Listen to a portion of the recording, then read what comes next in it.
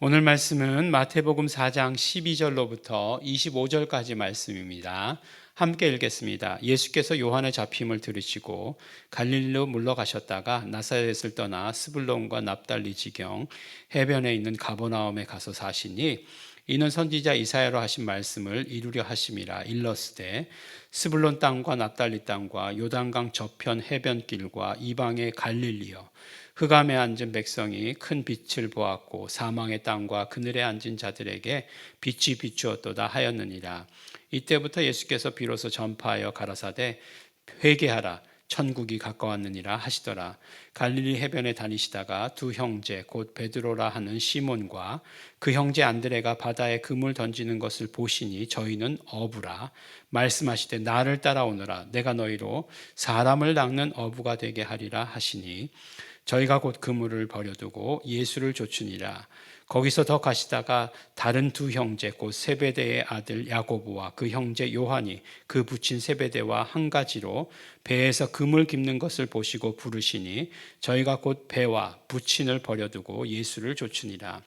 예수께서 온 갈릴리에 두루다니사 저희 회당에서 가르치시며 천국 복음을 전파하시며 백성 중에 모든 병과 모든 약한 것을 고치시니 그의 소문이 온 수리아에 퍼진지라. 사람들이 모든 앓는 자 곧 각색병과 고통에 걸린 자, 귀신 들린 자, 간질하는 자, 중풍병자들을 데려오니 저희를 고치시더라. 갈릴리와 데가볼리와 예루살렘과 유대와 요단강 건너편에서 허다한 무리가 좇으니라. 아멘. 네, 예수님께서 시험 받으셨습니다. 예수님께서 이제 시험 받으시고, 그러니까 예수님의 공적 생애가 처음으로 시작하고 그 다음에 처음 사건이 예수님께서 시험 받으신 사건이고, 그 다음에 이제 오늘 사건이 기록되어 있습니다. 근데 보니까 오늘의 그 가장 중요한 전환하는 사건의 전환에 있어서 포인트가 되는 게 뭔가 봤더니 요한이 잡혔다는 거예요. 어떤 요한이죠? 네, 세례 요한, 침례 요한, 침례자 요한이라고 하는 요한이 붙잡혔어요. 요한은 지난번에도 말씀드렸지만 마지막 선지자다 이렇게 얘기하지 않습니까? 마지막 선지자예요. 그러니까 선지자로서의 사명을 한 것이죠. 그래서 보니까 왕에게 이렇게 바른 말을 한 거죠. 바른 말을 하다가 이제 나중에 마지막 선지자 목 잘려서 죽지 않습니까? 근데 요한의 잡힘을 들으시고 갈릴리로 물러가셨다가 이렇게 뭐라고 얘기하시죠? 나사렛을 떠나 스불론과 납달리 지방 해변에 있는 가버나움에 가서 사시니 라고 이렇게 얘기하고 있습니다. 사실 이 가버나움이라고 하는 것은 예수님의 그 갈릴리 사역의 가장 중심되었던 곳이 갈릴리예요. 그 가버나움이에요. 그래서 보면은 이 갈릴리에서 이렇게 뭐 움직이시죠. 그러다가 이제 또 가버나움으로 오시고 하는 것을 이렇게 많이 듣게 됩니다.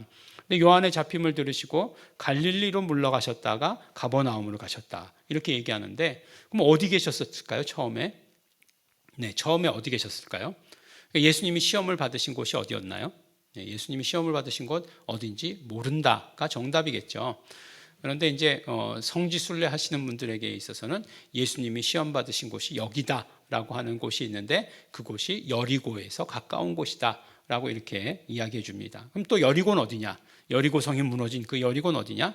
여리고는 그렇죠. 여리고에서 조금만 더 이제 그 여리고로 통해서 오는 곳이 예루살렘이죠. 예루살렘에서 여리고가 그렇게 멀지 않죠. 우리 항상 보면은 나오지 않습니까?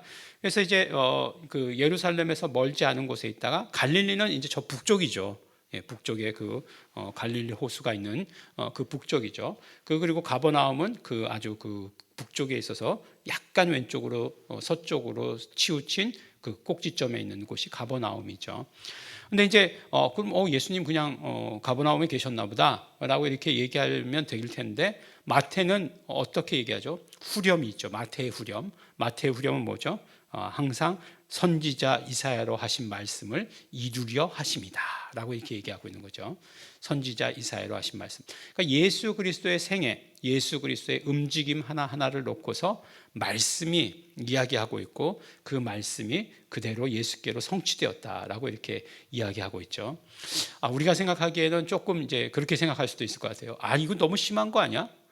이거 뭐 이런 것까지 다 뭐 그 말씀에 이루었다고 이렇게 얘기하는 거야? 라고 이렇게 생각할지 모르겠지만 그만큼 다르게 얘기하면 구약은 예수님에 대한 이야기로 가득 차 있다 라고 하는 것을 이야기하신 것이고, 마태 성경을 기록한 사람들이 그것을 이렇게 다 이렇게 깨달았다, 받아가지고 그대로 이렇게 기록했다라고 하는 것을 말씀해 주시죠.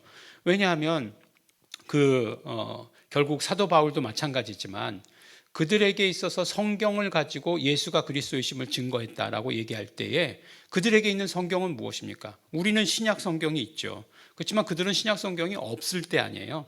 그들이 성경을 가지고 예수가 그리스도이심을, 예수가 하나님의 아들이심을, 예수가 다윗의 왕을 이은 그런 어떤 왕이시고 메시아이신 것을 증거하는 것은 구약밖에 없잖아요. 근데 그 구약의 성경들을 가지고 와서 예수가 그리스도이심을 증거하는 것이고, 바로 그 모든 사건들이, 예언들이 예수 그리스도를 예언한 것이야 라고 이렇게 이야기하는 것이죠. 그래서 사실은 예수님께서 우리가 생각하기엔 예루살렘에 계신 것이 더 많을 것이라고 생각하지만 갈릴리에 훨씬 더 많은 비중이 있습니다. 그래서 마태복음, 마가복음, 누가복음, 이 공관복음이라고 하는 것은 갈릴리 사역을 중심으로 기록해 있고, 요한복음만 이제 예루살렘 사역을 중심으로 해서 기록해 있다라고 얘기하는데, 그럼 예수님께서 예루살렘에 오시잖아요. 왜 오셨을까요? 가장 대부분의, 다른 이유도 있으셨겠지만 대부분의 예루살렘으로 오신 이유는 명절 때니까. 명절 때는 모든 사람들이 다 오니까. 그래서 요한복음을 보면 항상 명절 때 얘기가 나오죠. 그리고 예수님의 공생의 기간이 3년이다 라고 이렇게 얘기한 것은 요한복음에서 3번의 유월절이 나오기 때문이다 라고 이렇게 기록하지 않습니까? 그런 것처럼 절기 중심이고 예루살렘 중심이고 여기는 갈릴리 중심이다라고 이렇게 말씀할 수 있는 것이에요. 이게 뭐 성경에 대한 지식이고, 그래서 그것까지도 정말 예언의 성취였다. 보니까 뭐 오늘은 여러 가지 할 말이 있지만 예수님 보니까 정말 그런 급변하는 정세에 모든 걸 다 피해 다니셨어요. 예, 애굽으로 내려가신 것도 헤롯을 피하시고, 그 다음에 오셨다가도 그 아들이 그냥 저기라니까 또 나사렛으로 가시고, 또 이제 저기 시험 받으셔가지고 겨우 좀 움직이시나 했더니만 또 피해가지고 또 갈릴리로 가시고, 뭐 이렇게 계속 피하시네요. 이 피하는 것이 옳으냐? 예수님을 보니까. 그러나 결정적인 순간에 안 피하시죠. 십자가 사건 걸어가실 때는 안 피하시잖아요. 그런 거 보면서 정말 피해야 될 때와 맞서야 될 때가 언젠가 성령님 인도하시옵소서라고 이렇게 생각될 수밖에 없습니다. 그리고 이제 구체적으로 예수님께서 이제 공생애가 시작되셨으니까 복음을 전파하기 시작하십니다. 회개하라, 천국이 가까웠느니라 라고 이렇게 선포하십니다. 그리고 나서 하신 일이 보니까 뭐예요? 이제 제자들을 뽑으신 이야기죠. 제자들 중에 베드로와 안드레가 이제 제자로 이렇게 부르셨죠. 뭐라고 부르십니까? 나를 따라오너라, 나를 따르라 라고 이렇게 얘기합니다. 나를 따르라. 내가 너희로 사람을 낚는 어부가 되게 하리라. 요새는 참 이 사람을 낚는다 이런 말이 좋지 않은 말로 쓰여요. 그래서 사람을 낚는다. 요새 이 낚는다는 말, 낚였다 이렇게 얘기하면 굉장히 부정적인 의미죠. 속았다라고 하는 것과 같은 의미죠. 그래서 사람을 낚는다라고 얘기할 때 굉장히 요새 사람들 부정적인 의미로 사용합니다. 그러나 우리가 세상에서 그렇게 쓴다고 해서 또 안 쓰는 것 아니고 정확한 의미를 우리가 모르는 것도 아니에요. 그렇죠? 우리가 정말 세상의 모든 사람들을 우리가 잡아와야 돼요. 사람들을 낚는 우리도 어부가 되어야 됩니다. 나를 따라오너라 라고 얘기할 때 베드로, 안드레, 그리고 또 밑에 보니까 야고보, 그 형제 요한이 그대로 자기의 것들을 하던 것 그대로 내려놓고 따른 것을 보았습니다. 늘 그렇게 얘기하죠. 예수님께서 나를 따르라 했을 때 예수님의 제자들처럼 베드로처럼 안드레처럼 야고보와 요한처럼 그렇게 따라야 된다, 따르겠습니다 라고 이렇게 이야기하지만 늘 또 예수님께 그렇게 얘기하죠. 잠깐만요, 제가 여기 하던 바쁜 일이 있어서요. 잠깐만 예수님 기다려주세요. 제가 이거 하는 거 안 하겠다는 건 아니고요. 안 따르겠다는 건 아니고 잠깐만 기다려 달라고요. 뭐 이렇게 얘기하는 경우가 너무나 많습니다. 그러나 나를 따르라. 예수님의 음성에 우리는 아주 즉각적으로 반응해야 합니다. 나를 따르라. 나를 따르라. 집사님, 뭐 권사님 이런 것 좀 해주시죠. 제가 요구하는 것들에 대해서는 뭐 거부할 수 있겠죠. 그러나 예수님의 말씀이면 그것이 예수님의 말씀이면 우리는 즉각적으로 따르고 행동해야 하는 것입니다. 그리고 나서 예수님의 사역, 예수님께서 이제 말씀 선포하시고 제자들을 부르시고 보니까 온 갈릴리에 두루다니시면서 어디서 말씀을 전하셨나 보니까 회당에서 말씀을 전하셨어요. 우리가 생각하기 그렇죠. 이 유대인들이 예수님을 배척했는데 어떻게 회당에서 말씀을 전할까라고 이렇게 생각할 수 있겠지만 복음으로 전해지는 거죠. 그리고 예수님도 회당을 찾아가서 말씀을 전하셨어요. 그러니까 그 예수님께서 그 예수 이름을 우리에게 허락하여 주시고 저희 죄에서 저희를 구원하심이라라고 이렇게 말씀하시잖아요. 저희 죄에서 저희를 구원하신다고 할 때 저희가 누굴까요? 유대인들이에요. 유대인들이 몰려 있는 곳이 어디예요? 회당이잖아요. 회당에 가서 말씀을 전파하신 것입니다. 물론 나중에 보면 마태복음에도 보면 그 유대인들 회당에만 계신 것이 아니었죠. 멀리 이방 지역이라고 하는 그 요단강 건너편 데가볼리 지역이라고 하는 곳들도 가셨죠. 그곳에 가서도 복음을 전하셨습니다. 계속해서 하여간 이 복음 전파하시고 그 다음에 하신 일이 뭐예요? 모든 병과 모든 약한 것을 고치셨다라고 이렇게 말씀합니다.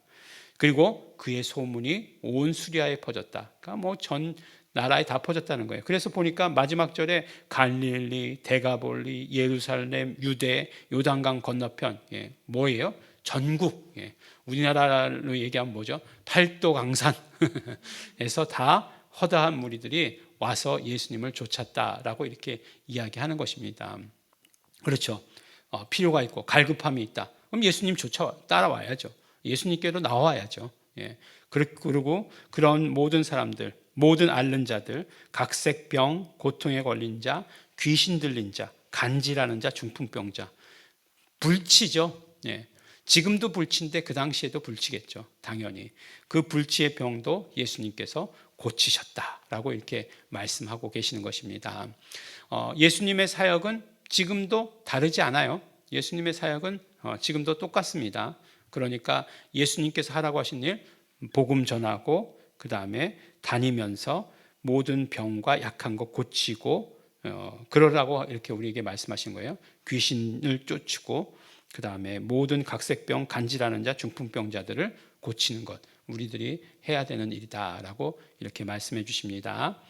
오늘 예수님의 공생의 처음 시작들을 보면서 이 스펙트럼을 이렇게 보게 되었습니다. 예수님의 생애, 예수님의 제2의 공생애가 교회죠. 살고 있는 것이 교회예요.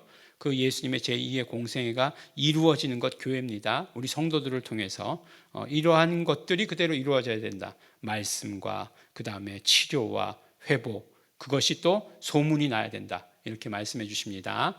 우리 제2의 공생애, 교회의 성도들의 삶이 되시기를 예수 이름으로 축원합니다. 기도하겠습니다. 하나님 아버지 감사합니다.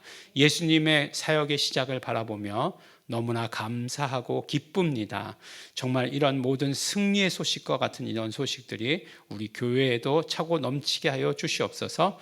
그러므로 말미암아 예수님께서 하셨던 것처럼 말씀이 충만하게 하여 주시옵시고 병든 자들, 약한 자들 다 치료될 수 있도록 하여 주시옵소서. 무엇보다도 그 소문이 우리 전국 팔도 강산에 퍼질 수 있도록 아버지 도와주시옵소서. 감사드립니다. 예수님 이름으로 기도드렸습니다.